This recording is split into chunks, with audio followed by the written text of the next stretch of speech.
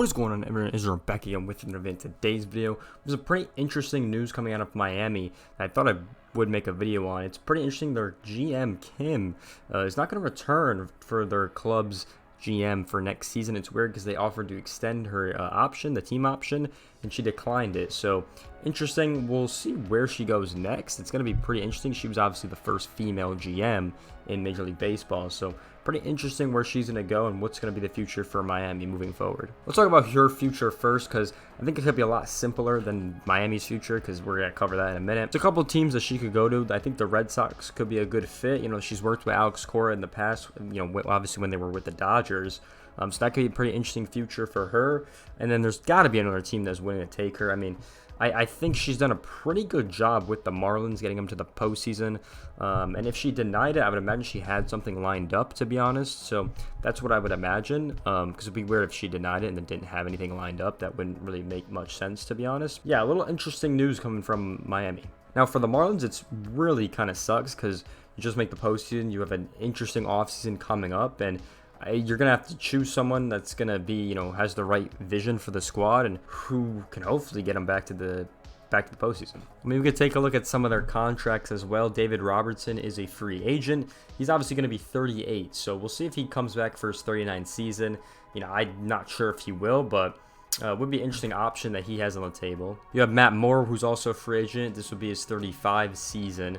Age-wise, this would be his 11th year in the league, so that's another option if they want to get him back. Joey Wendell's another one who's been in the league for a little bit now. They have an option. He's a free agent, so wonder if they will bring him back as well. He's not bad. Obviously, Yuri Gurriel is a free agent. He is going to his age 40 season, so pretty crazy from his side in general. But yeah, so those are a couple other big free agents that they will have to look at going into the offseason. Not many, to be honest. A lot of their guys go through arbitration though. But a pretty big free agent they have is Soler. Has a player option for $9 million. He was making 15 this season. So if he denies that, that would be pretty big, because Soler's a pretty big name in the league right now, and he could definitely help out a team. Keep in mind though, Soler did want to come to Miami though, so you know, I'd imagine he would keep his option, to be honest. But we'll see. I mean, they make the playoffs, so I imagine that will get extended. Matt Barnes has a team option as well, so that will be interesting. I imagine they would extend him. He's going to be going in his age 34 season. You know, obviously a relief pitcher, been pretty solid, to be honest, so definitely could see them extending his option. The big one for me is Josh Bell. He's going to his age 31 season. In 2024, he's got a $16.5 million player option, so we'll see what happens with him. I mean, Josh Bell, we know he's known for his bat, played really well in the postseason, you know, obviously in versus Philly. So interesting if he's going to get that option extended. Johnny Cueto has a $10.5 million team option. He's going into his 38th season. So once again, I don't know if they will extend that option. I think Johnny Cueto was a decent asset for Miami, especially with this year with all the injuries that they had.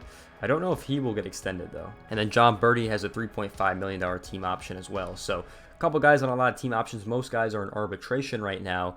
But yeah, a couple of these players definitely going to reconsider. You know, it just depends what the organization moves. Hopefully they don't go through another rebuild again like they did in 2017 with the Miami Marlins, with a lot of their players becoming all-stars on their teams. Hopefully that doesn't happen again, but they should be put in a pretty good position to get some pretty good prospects or maybe spend some money. They've only committed $99.8 million to their 2023 roster, so there's a lot of, you know, like room for improvement there. Already next year they have 26.7 committed, so would be interesting to see, you know, where that's going to go. Obviously that's the guys that already signed, right? So they're kind of chilling on that part. So it's just interesting looking forward what this team's going to be like in the future. They'll probably stay around that 100 million mark, I would imagine, depending on who they're going to get, in my opinion. But they do think the rough estimate for this team will probably be around 95 to 140 million. You know, with the options if they go through or if they don't, or, you know, just the payroll in general. That's the prediction right now. So we'll see if that comes true for this Marlins squad. I mean, very interesting offseason, a lot of fringe they could sign. A lot of guys that like Miami as well, so it would be very interesting to see who wants to come over and play for the Marlins. And I think a lot more players would be interested just because they did make the playoffs. You know, that's going to definitely get a lot of buzz from a couple players. So we'll see what happens with their side. But yeah, definitely the pitching side would definitely improve. I mean, they have drafted a ton of pitchers that are in the system right now. So, you know, I could definitely see them grabbing some hitters, which they've been doing. You look at Jorge Soler when he signed, obviously just came off that that great World Series win with the Braves. They signed him for 2 years with the player option. The Luis Arraez thing as well with Pablo Lopez, which I guess kind of worked out for both teams. It's kind of interesting looking back at that trade now, kind of how that's worked out. Yeah, very interesting to see who they have for next season and all that good stuff. So Marlins got some very interesting moves to make. We'll see what happens. I mean, this team was really good in the beginning of the year, so I'm expecting, them to get pretty good moving forward. So very excited to see where this Marlins team goes. Wonder who they're going to get put as their GM moving forward. But if you guys do enjoy this video, make sure you guys like, comment, subscribe. What do you think is going to happen with the Miami Marlins moving forward? What do you guys expect them to do in this offseason? Because it should be pretty interesting. With that being said, I hope you guys enjoyed this video. Make sure you guys like, comment, subscribe. I'll see you guys in the next one. Peace out, everyone.